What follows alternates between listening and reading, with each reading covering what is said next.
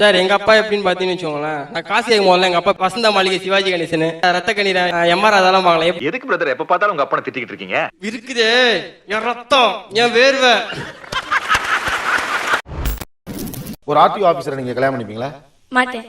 என்னோட எக்ஸ்பென்ஸ்க்கு பத்தாதுன்னு நினைக்கிறேன். எக்ஸ்பென்ஸ்க்கு ஆர்டிஓ ஆபீசர் பத்தாது. அது ஃபர்ஸ்ட் உருப்படும் நீங்க நினைக்கிறீங்க. தேவையில்லாம கிஃப்ட் வாங்காதீங்க, தேவையில்லாம பர்த்டே கிஃப்ட் கொடுக்காது. இது ஒரு மோசமான கலாச்சாரம். எலக்ட்ரானிக் கேட்ஜெட்ஸ்ல இவங்க பண்ற செலவு எச்சலா வர வர ஏன்டா டெக்னாலஜி ஏன் இப்படி முன்னேறிச்சுன்னு கூட ஒரு வெறுப்பு இருக்கு.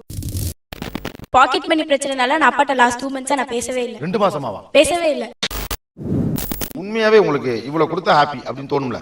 அது என்ன மாசம்? மந்த்லி ஒரு 50,000. ஐயோ ஒரு நிமிஷத்துல உடம்பெல்லாம் குப்புன்னு வேர்க்குதே. நீ ஒரு எமர்ஜென்சிக்கு கூட என்கிட்ட பைசா தரது இல்ல அப்படின்னு ஒரு கம்ப்ளைண்ட் இருக்கு இவங்களுக்கு. I was very happy. உங்களுக்கு எமர்ஜென்சில வேற வருதா? நீங்க வாங்க, நீங்க கொடுங்க, மைக்க கொடுங்க. டிஸ்க்ளைமர்: இந்த வீடியோவில் வரும் மீம்ஸ்கள் அனைத்தும் சிரிப்பதற்கு. அதை மீறி உங்கள் மனதை புண்படுத்தி இருந்தால் உங்க வீட்டு பிள்ளையா நினைச்சு எல்லாரும் என்னை மன்னிச்சிருங்க. சோ இன்னைக்கு பாக்கெட் மணிங்கிறது கொடுக்கப்பட்டு கொண்டிருக்கிறது. இது போதுமா போதலையான அந்த பக்கமும் சொன்னா தீத்துற போறியா? என்னால முடிஞ்சதை செய்யறேன். இப்படி பாக்கெட் மணி கொடுப்பதால் இருக்கக்கூடிய சாதக பாதகங்கள் அப்படிங்கிற 2 தரப்பையும் நம்ம பேச போறோம். ஒரு பக்கம் பெற்றோர்கள், மறுபக்கம் பிள்ளைகள். நல்ல ஆக்ஷன் பிளாக் மாட்டிருது. ஃபுல் என்ஜாய்மென்ட் தான். நீங்க உங்க அப்பா கிட்ட எப்படி பயந்து பணம் கேட்டீங்க? இப்ப உங்க பிள்ளைங்க எப்படி தோரணையா பாக்கெட் மணி கேக்குது? ரெண்டையும் ஷார்ட்டா டக் டக் டக்னு எல்லாரும் சொல்ல முடியுமா? வாங்க, உங்க மனசுல இருக்கிறதெல்லாம் வந்து கொட்டுங்க. மம்மி நெக்ஸ்ட் மந்த் நாங்க டூர் போறோம். 1500 தான். நாளைக்கே பே பண்ணனும். நாளைக்கே பே பண்ணு. இப்ப நான் மறந்துடுவேன். நான் மறந்துடுவேன். நீங்க மறக்காம கொடுங்க. அந்த டைம்ல எனக்கு ஏதாவது வச்சு உங்களோட வாயில தூக்கும் போது நம்மால டிஃபரண்ட் டைப். நாங்க டூர் போறோம். எனக்கு 2500 வேணும். ரெடி பண்ணி வெச்சுக்கோ. அப்புறம் அது இதுன்னு சொல்லிட்டு இருக்காரு. அப்புறம் அது இதுன்னு சொல்லிட்டு இருக்காரு. இந்தா இது 1.25 ரூபாய் இருக்கு வெச்சுக்கோ. 1.25 ரூபாயா? சரி வேணாம்னா கொடுத்துரு. இரு டைரக்ட். ஒன்னு சொல்றதே வந்து pocket money is my right. அது நீங்க கொடுத்துதான் ஆகணும். அது வந்து நீங்க இவ்ளோ அவ்வளோலாம் சொல்லக்கூடாது. நான் சொன்னேன் இவ்ளோ தேவையாமா? அதெல்லாம் கேட்க கூடாது. ரொம்ப தப்பு. உங்க லிமிட் எங்க லிமிட் இல்ல. எங்க லிமிட்டே வேற. Pocket money is our right. Pocket money சுதந்திரம் எங்கள் பிறப்புரிமை மாறியது. யார் அவரு? நீங்க தானா? இந்த மாதிரி பொண்ணுங்களா எங்க இருக்கிறாங்க? ரோட்ல பார்க்கவே முடியறது இல்லையே. 100 ரூபாய் எடுத்துட்டேன்ப்பா, கிளம்புறேன். அப்படி 100 ரூபாய் எடுத்துக்கிட்டேன்பா, கிளம்புறேன். சரியா இருக்குடா, அண்ணன் எடுத்துக்கிட்டேன். டாடி, எந்த ஷர்ட்ல பணம் இருக்கு? எந்த ஷர்ட்ல பணம் இருக்கு? சரி, இவ்வளவுதான் வச்சிருக்கீங்க. உங்களுக்கு ஏதாவது வைக்கணுமா? அதாவது அவருக்கு எவ்வளவு வேணுங்கிறது பிரச்சனையே இல்ல, உங்களுக்கு எவ்வளவு வேணுங்கிறதா இப்ப மேட்டர். 100 ரூபாடா, பார்த்து செலவு பண்ணு. இந்த என் சன் இருக்கார் சார், ஒரு பார்வை பாப்பாரு வந்து. எப்படி இருக்கு அந்த பாரு? டேய், காசு வேணும். எதுக்கு நீ நான் வேணும்? என்ன கேக்குறீங்க? ஸ்டேஷனரி வாங்கணும், புக்ஸ் வாங்கணும், கொடுங்க. ஏது எதுக்குங்கிற கேள்வியே என்கிட்ட கேட்கப்படா. ரெடி பண்ணி வைங்க. அவ்வளவுதான். என்ன பார்க்க மாட்டார். நான் கம்முன்னு நிப்பேன். என்ன சொல்லிட்டு இருக்கேன், கம்முன்னுறீங்க. டைம் ஆச்சு. ஒரு அதட்ட அதுலயே எனக்கு பயந்தே போயிடுவேன். இதுக்கு ஊர் தான் சிரிக்கணும், நீ சிரிக்க கூடாது. தெரியாத கொடுத்துருவேன். எவ்வளவு டீசெண்டா நடந்துக்கிறாரு. பணம் தர மாட்டேன்னு சொல்ல போறாரு. எங்க ஃபாதர்ட்ட வந்து ஒரு எக்ஸாம் ஃபீஸ் கட்டுறதுக்காக 5 ரூபாய் காசு வேணும் அப்படின்னு ஒரு வருஷத்துக்கு முன்னாடியே சொல்லி, அது ஒரு 10 மாசம் கழிச்சு தான் கிடைக்கும். ஒரு வருஷத்துக்கு முன்னாடியே சொல்லுவேன். காசு. ஆனா இப்ப என்ன, 10 செகண்ட்ல டாடி பாக்கெட்ல இருந்து 100 ரூபீஸ் எடுத்துக்கிட்டேன் அப்படின்னு சொல்லிட்டு போயிட்டே இருப்பாங்க. அவ்வளவுதான், 100 ரூபீஸ் எடுத்துக்கிட்டேன். வரண்டா சின்னசாமி. சரிடா. என் பையனுக்கு வந்து வாரம் 250 ரூபாய் கொடுப்பேன் சார். ஒரு சில நேரத்துல அது 250 ரூபாய் பத்தாது. ஹாஸ்டல்ல சாப்பாடு போடுறாங்க, அங்கேயே தங்குற. என்னடா செல்லுனாங்க, நானே பால் கணக்கு எலக்ட்ரிக் பில்லு கட்ட முடியாம தவிச்சுக்கிட்டு இருக்கேன். உனக்கு என்ன, 4 பசங்க கூட போனா தெரியும் உனக்கு. நீ படிச்சு நீ காலேஜ், உங்க அப்பா காலேஜ் அனுப்பியிருந்தா உனக்கு தெரியும். பேசாத, கொடுத்துட்டு போவாத. வயிறு சொல்றேன்டா, உன்னை பிள்ளைய பெற்றதுக்கு ரொம்ப ஃபீல் பண்றேன்டா. சார் எங்க அப்பா எப்படின்னு பாத்தீங்கன்னு வச்சுக்கோங்களேன், நான் காசு கேட்கும் போதுல எங்க அப்பா பெரிய நடிகன் ஆயிடுவாரு. அந்த டைம்ல வசந்த மாளிகை, சிவாஜி கணேசன், ரத்த கண்ணீர், எம்ஆர் அதெல்லாம் வாங்கலாம். என்னடா சொல்ற? ஆமாண்ணே. எப்பயுமே வீக்லி ஒன்ஸ் தான் வீட்டுக்கு வரும். நான் ஹாஸ்டல்ல இருக்கேனா, அடுத்த நாள் காலையில தான் காசு தருவாரு எனக்கு ஊருக்கு போகும்போது. அப்ப எப்பயும் போல அவர் ஆபீஸ் ரூம்ல தான் பணம் எடுப்பாரு. மாரி அப்பா மாரி பணம் 200 ரூபாய் ஒரு வாரத்துக்கு வச்சுக்கணும் தெரியுமா? கால்னா கேட்கப்படாது. ஏன்டா போன வாரம் 2 நாள் தான் இருந்தேன், அதுக்குள்ள உனக்கு பணம். சரி, வழக்கம் போல அந்த 300 ரூபா தானே. இல்ல இந்த வாரம் ஒரு 200 ரூபா அதிகமா வேணும். ஒரு சில்லற காசு 500 ரூபா இருந்தா கூட செருப்பு பிஞ்சிடும் அப்படின்னு உடனே அவர் மூஞ்சி மாறுங்க. டேய், இது இருக்குது என் ரத்தம், என் வேர்வை.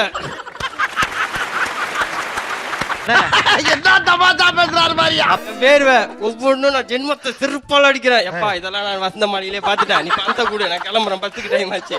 பேசுவடி, நீ இதுவும் பேசுவ, இன்னும் பேசுவ. இந்த மாதிரி சென்டிமெண்டெல்லாம் அட்டாக் பண்ணலான்னு பாப்பாரு. உங்களுக்கு அதெல்லாம் பணம் வாங்கின உடனே பறந்து போயிடும்.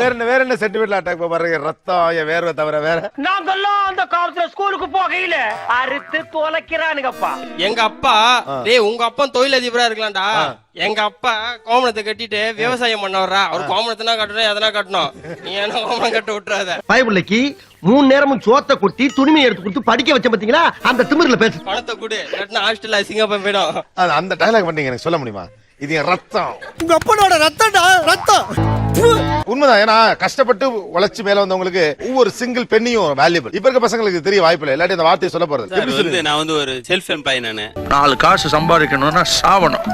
சிரமப்பட்டு தான் நம்ம காசு சம்பாதிக்கிறோம். அதனால 500 ரூபாய் கொடுத்தாலும் 1000 ரூபாய் கொடுத்தாலும் திரும்பி வர்றது கிடையாது. பணம் செலவு பண்றது ரொம்ப ஈஸி. அதனால இது என்னுடைய வேற வேலை சம்பாதிச்ச காசுறான்னு சொல்லுவேன் சார், வேற ஒண்ணு.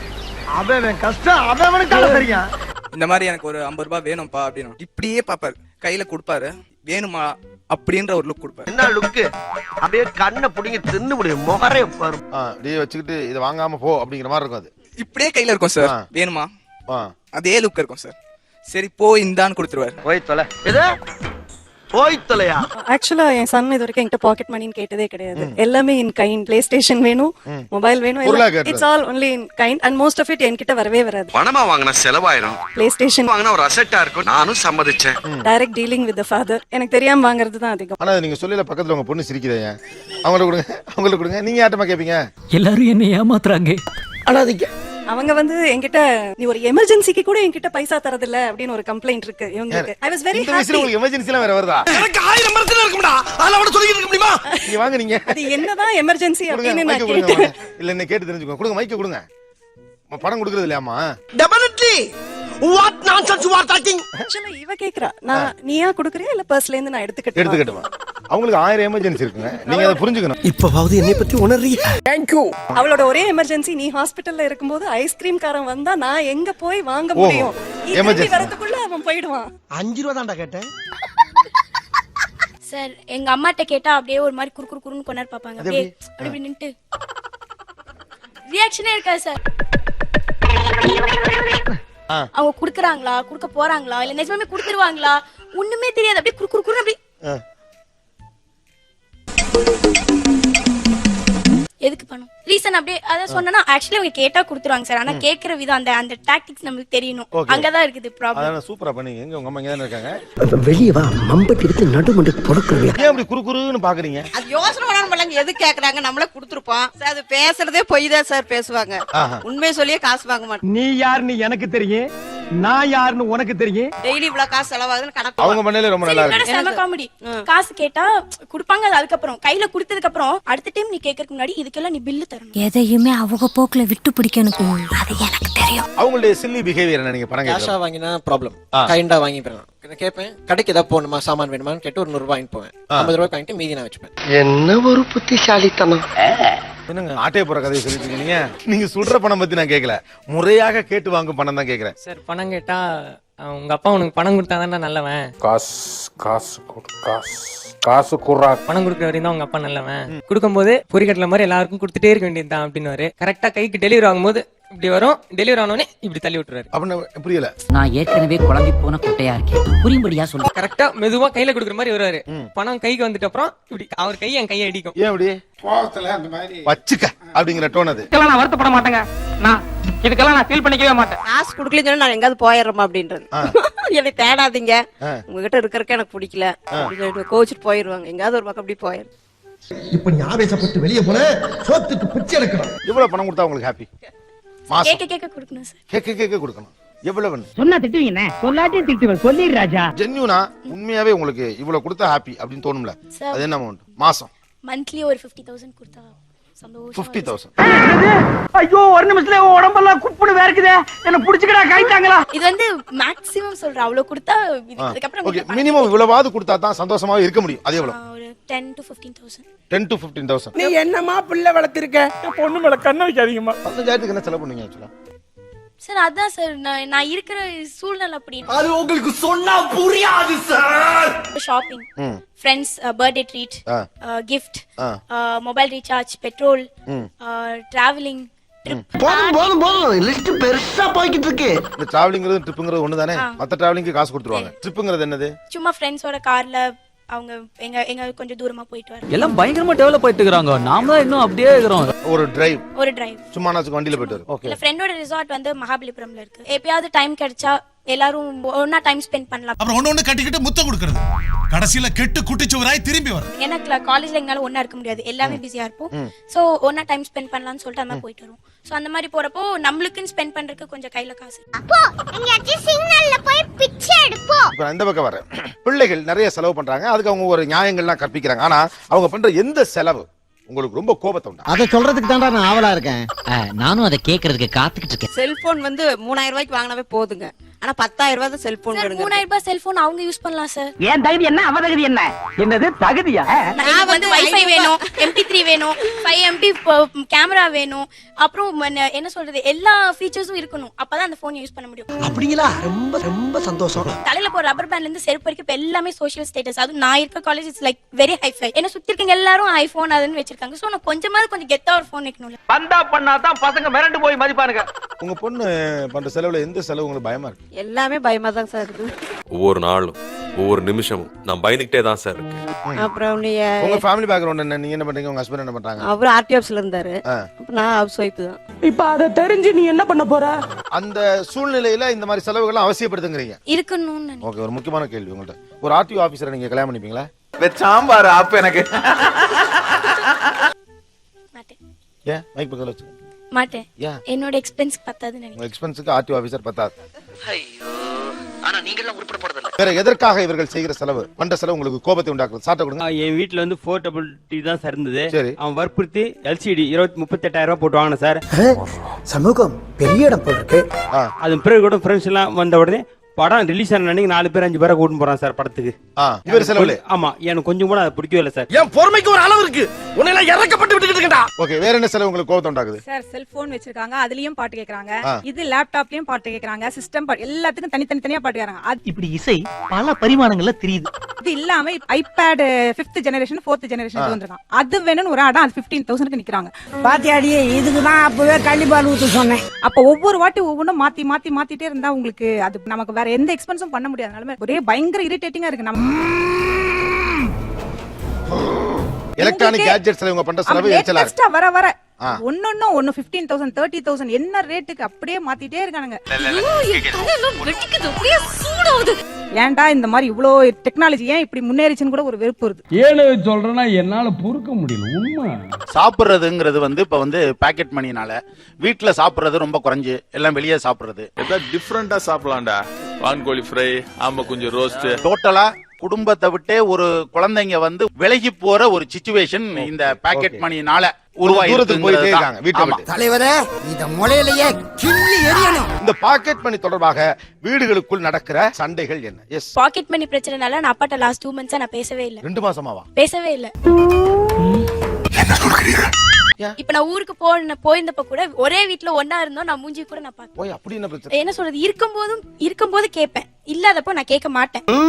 நல்ல மனசுமா, அப்படித்தான் இருக்கணும். அது மாதிரிதான் ஒரு டைம் பணம் நிறைய வந்தது. பாட்டியோட ஒரு ப்ராப்பர்ட்டி வித்து பணம் நிறைய வந்தது. சோ அந்த டைம்ல மொபைல் ரிப்பேர் ஆயிடுச்சு. சோ புது மொபைல் வாங்கி கொடுங்க அப்படின்னு சொல்லி கேட்டேன். செதுக்கிடுவேன் அப்படியே செதுக்கிடுவேன். போனுக்கு எவ்வளவு கேட்டீங்க? போனுக்கு 9,000 கேட்டேன். 10,000.